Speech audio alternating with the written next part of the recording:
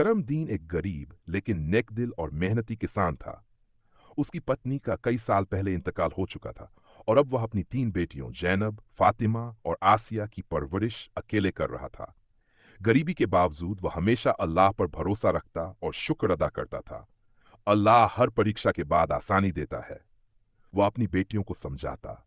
करमदीन की रोजी रोटी खेती से चलती थी, लेकिन पिछले साल गांव में भीषण सूखा पड़ा था।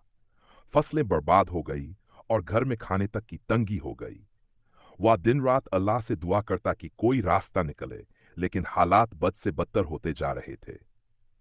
बेटियों की शादी। जब जैनब बड़ी हुई तो गांव के जमींदार के बेटे का रिश्ता आया, लेकिन शर्त थी कि करमदीन उसे दहेज देगा। एक गरीब आदमी के पास तो खाने तक के लाले पड़े, दहेज कहां से लाता। जैनब ने अपने पिता का हाथ थामा और कहा, अब्बा, इज्जत सबसे बड़ी दौलत है। हम गरीबी में खुश हैं, लेकिन अपना ईमान और आत्मसम्मान नहीं बेचेंगे। करमदीन की आंखों में आंसू आ गए, लेकिन दिल को सुकून मिला कि उसकी बेटियों ने सच्चाई और सब्र की राह चुनी है। अल्लाह की मदद कैसे आई? एक दिन गांव में एक फकीर आया।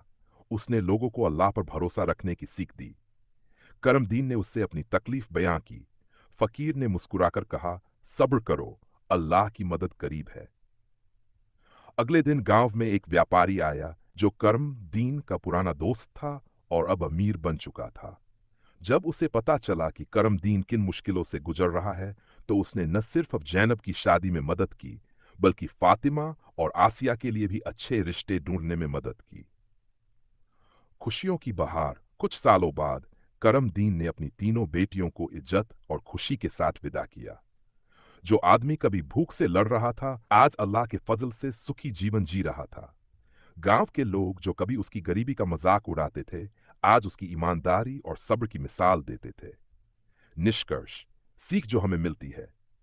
करमदीन की आखिरी जिंदगी सुकून में बीती।